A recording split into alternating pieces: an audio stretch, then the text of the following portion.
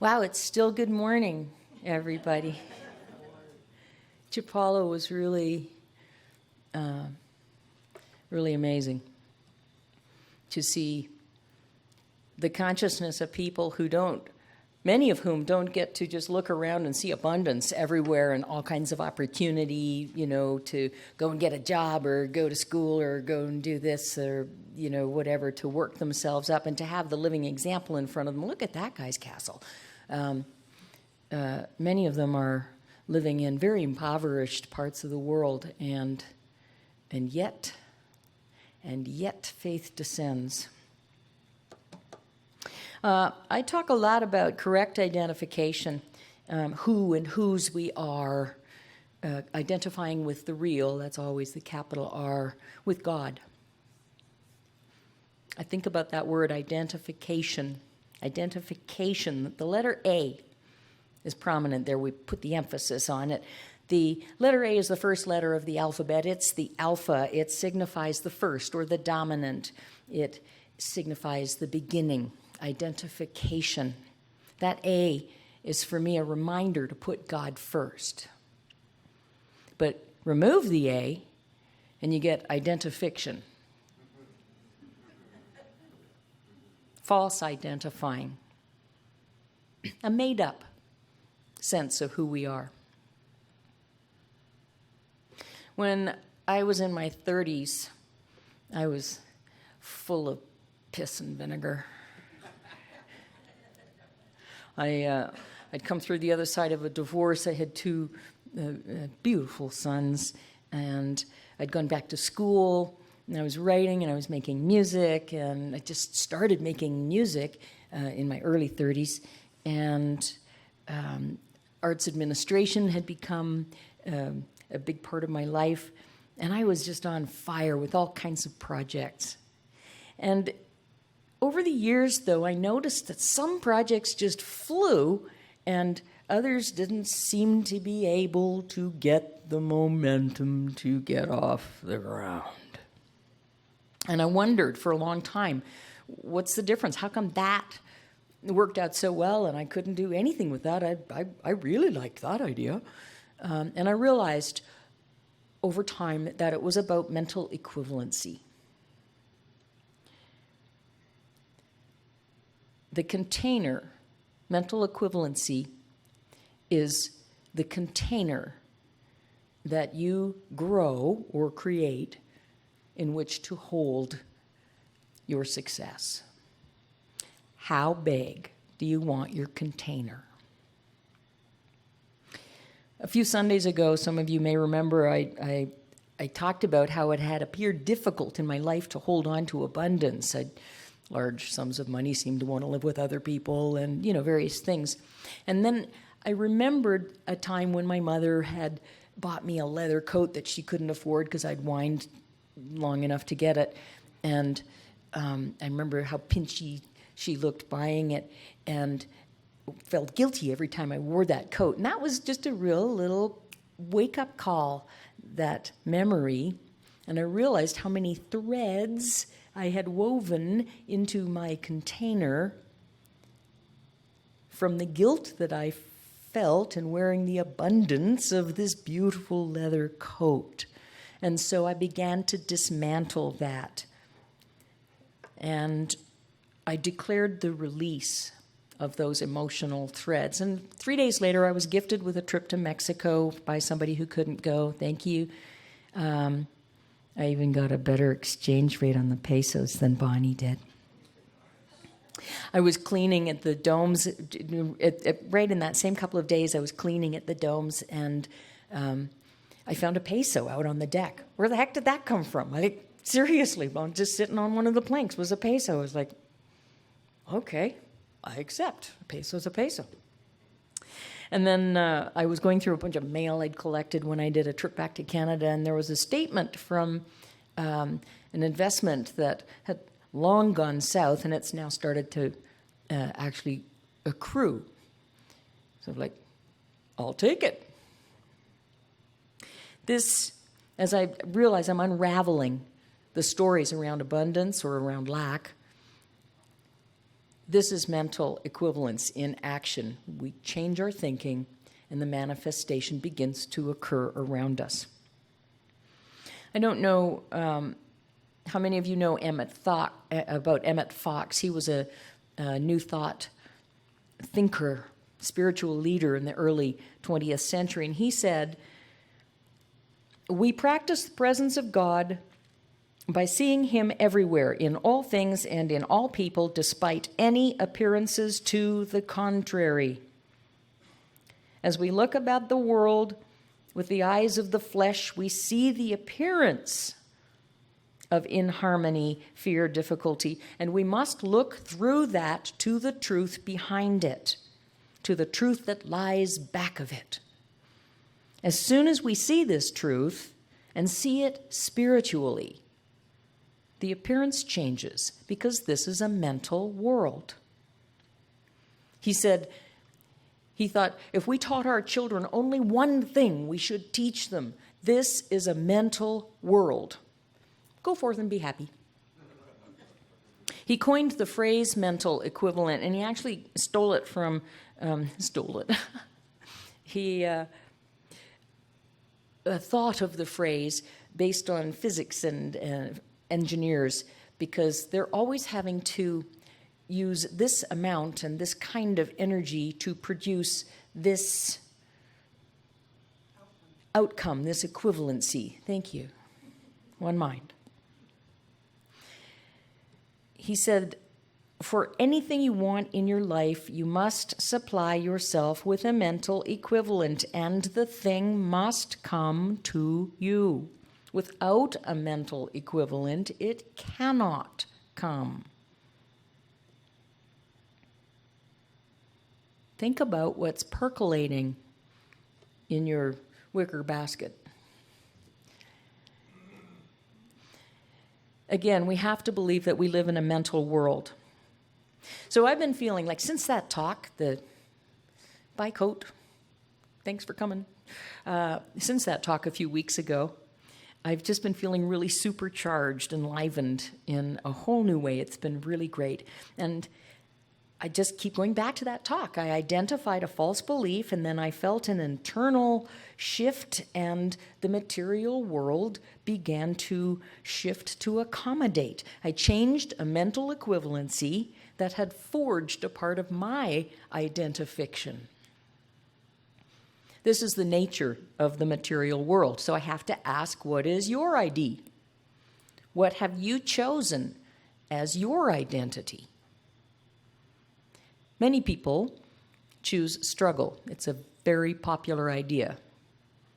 Now, the obvious alternative is flow, but struggle carries its own mesmerizing force. It's something that we've learned. It's something handed down, and if not through our family, it's certainly in our global history.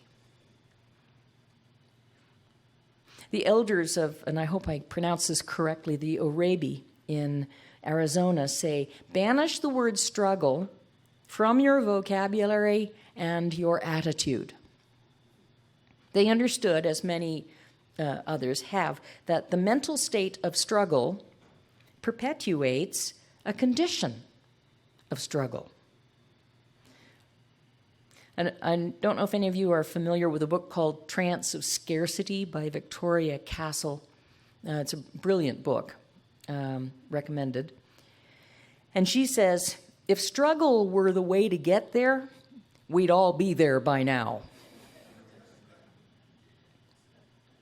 So understand, we are having a unified experience in that we are all God expressing, but we have an individualized expression. We're all playing in the same sandbox, but we get to build our own sandcastle. So are you building row housing or a beautiful home by the sea?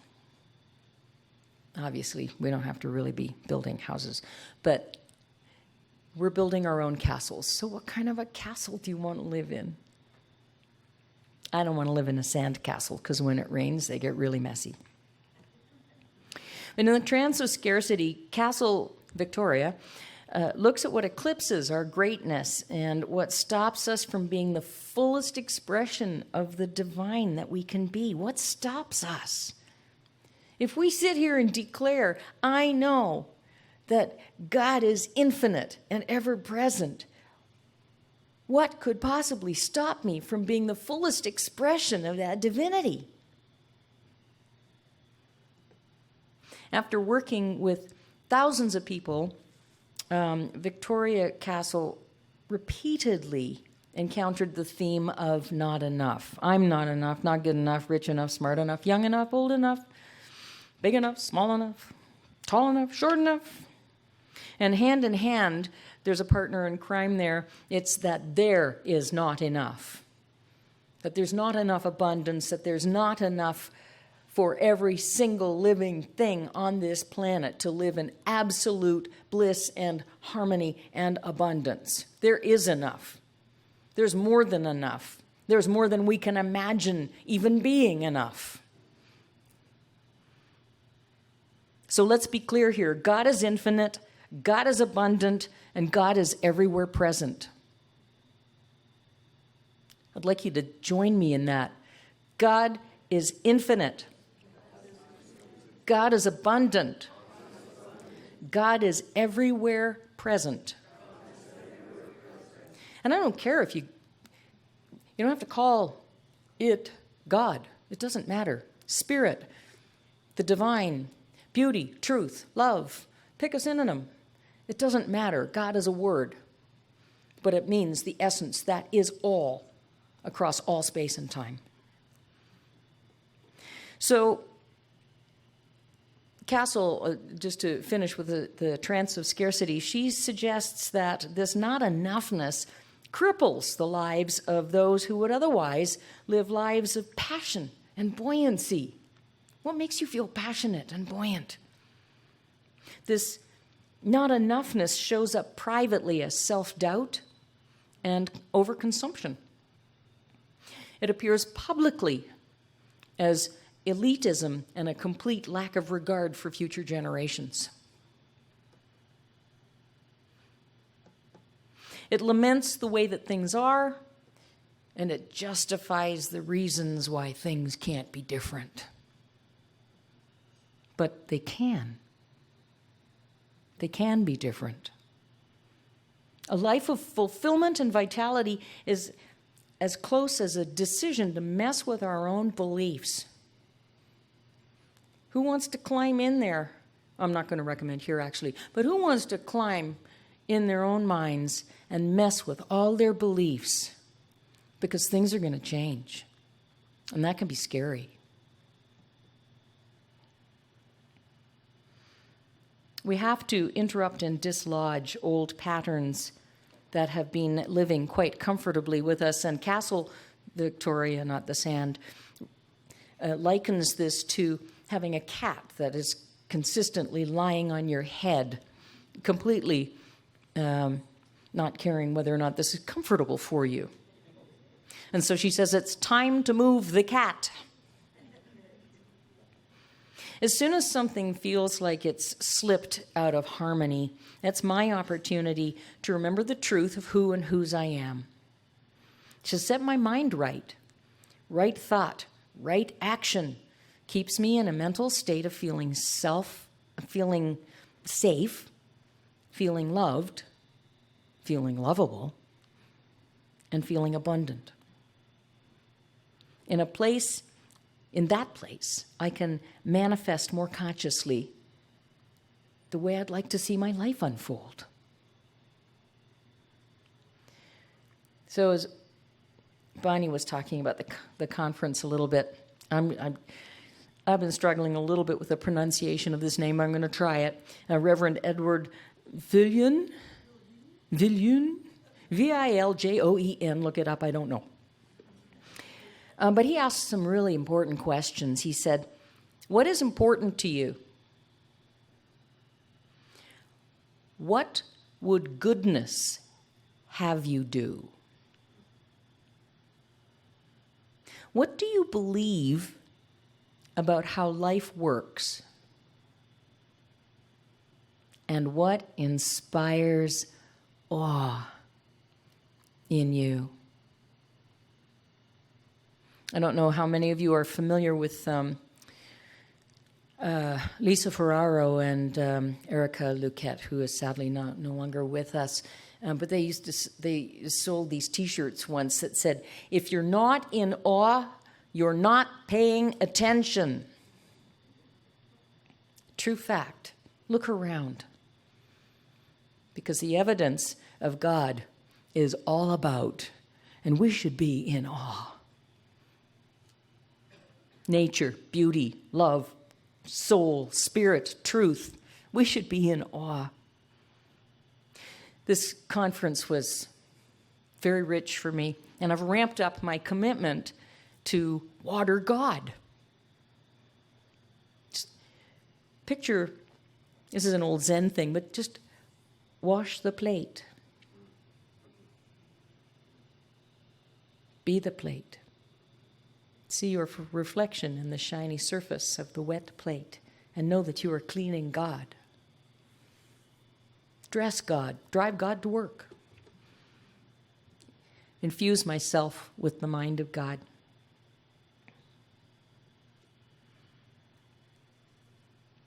I realized that the answer to Edward's questions were all God.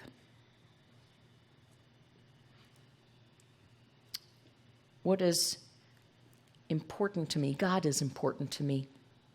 And goodness, godness would have me expand into the highest version of my godhood. And I believe about life that it is done for us as we believe. And witnessing God inspires awe in me. God in action. I was walking down the street in Chapala, and I saw a young man in a wheelchair, and he was clearly distressed in a variety of ways. And there was a woman kneeling on the cement pavement in front of him and feeding him. And he was turning his head, and he was in distress. And she just put the food down, and she hugged him, and she held his head. And she ran her hand down his back and rubbed his back. And it was potent. It was really potent. That was love in action in the middle of the street. Another speaker that I just marvel at is Kathy Ann Lewis. If you ever have an opportunity to listen to this woman, it's recommended. She is divine in action. She's a firecracker, that girl. I like her a lot. I think she's the senior minister in Seattle for 25 years. Anyway, she talked about a time when the bank held their church's mortgage called on the loan. They said, you got till the end of the month to give us several $1 million. I don't remember the exact number, but it was in the millions, plural. And Kathy Ann and her board and, the participating members of her church held consciousness. They just thought God. They held God. They breathed God. They absorbed God. They knew God. And by the end of that month, and this is a matter of record, a nonprofit stepped up and offered them twice the value of the property, and they walked away with $12 million instead of being in debt, X number 4, 5, 6 million, whatever it was. She shared another more personal story and gave me permission to share this, but she was diagnosed many, many years ago with an enormous tumor in her abdomen, and her physician said, we have to operate on this. This is serious. We're doing this now. Big operation, big scar, and long, long recovery. And Kathy Ann said, no thanks. And her physician said, I don't think you understand. And Kathy Ann said, give me 3 months. And in her mind, she was thinking, I don't mind a bunch of little scars, but I don't want the long recovery. And secretly, and she asked me to share this part, secretly, she was afraid that she had ovarian cancer and that she might die. So she, for the next 3 months, bathed herself in the knowingness of being God. She lay on the ground in her backyard. She looked at the tomato plants growing. She looked at the sky. She breathed God. She exhaled God. She thought God. She ate God. She lived God. And 3 months later, when she went back to the physician who said, okay, now can we operate? And she said, no, now we can rescan like you promised you'd do. And there was no tumor. There was nothing. There were no baby incisions. There was nothing. This is a powerful, powerful example of mental equivalency.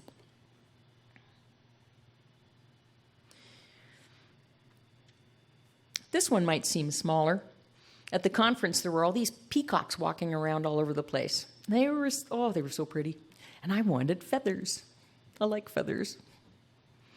So I kept walking around the grounds. Oh, there's a feather. Ooh, that one's kind of yucky. There's a feather. But I was getting all these, little brown ones, the under feathers, the little soft, fuzzy ones that just fly on a puff of air. I got feathers. But I wanted some of those big, colorful ones. So I sat down and I talked to the birds and I said, guys, I know it's a few weeks before molting season, but I'm only here for another couple of days and I'd really like some feathers. I followed them around. I got little ones, I got puffy ones, I got brown ones. So on the last morning I went, okay, I got like a bag full of feathers. I surrender. I got feathers. And just then, walking past the front office, I spotted another feather, a decent one, browny, whitey, pretty, nice shape, and Nancy was with me. And so she hopped on down to grab it for me, and a woman came out and said, did you want some feathers? Why, yes, I do. So she ducked into a little office and came back with this whole handful of these beautiful iridescent emerald plumes, and I was like, feathers, I got feathers. I really wanted feathers.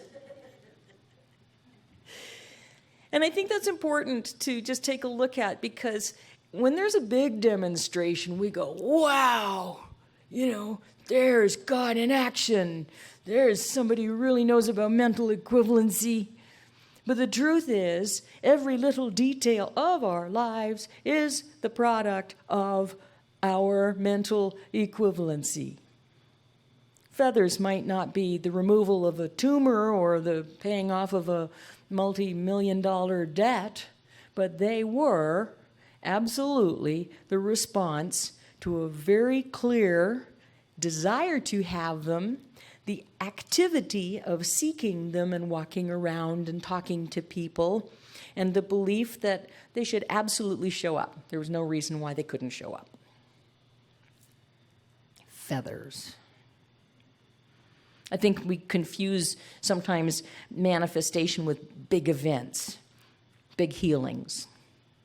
But what if we got excited by everyday manifestations? What if we got excited every time we thought, I'm hungry, I'd like some food. Wow, there's lunch. How cool is that? Yay me, praise God. When we engage in correct identification, we live in the knowing that we are God being God. And when we are in identi-fiction, we forget we're creative. We forget we are godlings. We forget that where we stand is holy ground. Where you stand is holy ground. Breathe that in.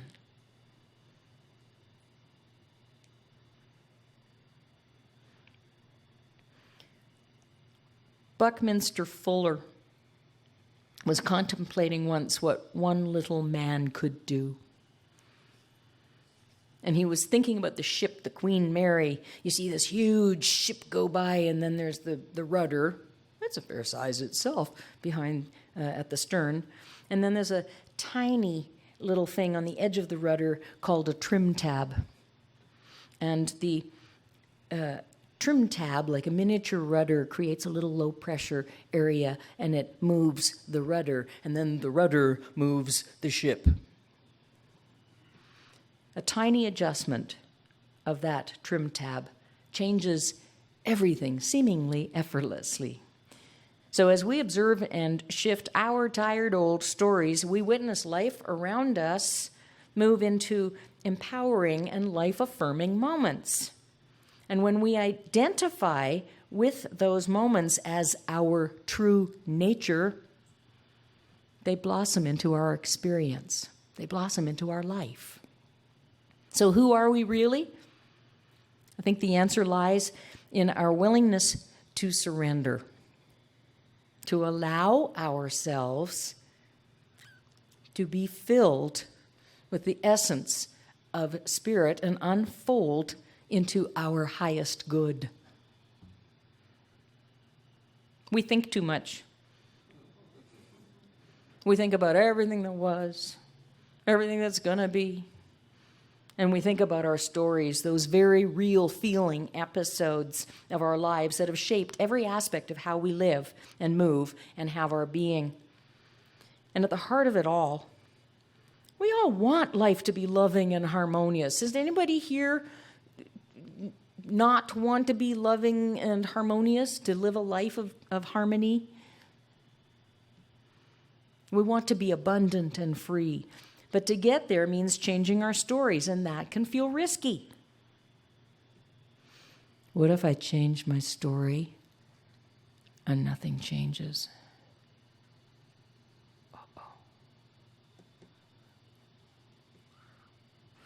Guess there's only one way to find out.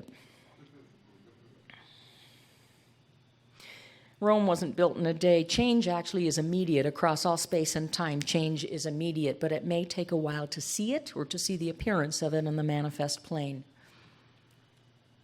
So start where you are. Upgrade your stories to the ones where you win. Yay me, praise God. Where you find yourself actually blissfully, simply, happily living the life you want. Holmes said in the Beverly Hills Lectures, which is another book that I really like, the whole process of evolution was necessary for the emergence of cosmic individualization, that every man might be on the pathway of his own life, that every man, whether he knew it or not, might set the law of his life, for there is no law other than the law that he sets, as it comes in conjunction with the one universal law of cause and effect. He cannot change the law, but the very power which limits and binds him, rightly used, can free him. There's nothing between us and God but our own thoughts and beliefs. And this is how we change our story from identi-fiction to identification. This is how we keep our A game. Remember, A means the alpha, but it also stands for avatar, authenticity, abundance, awesomeness, ascension. So let's all ascend to our highest selves and leave fiction behind. Yay me, praise God. Thank you.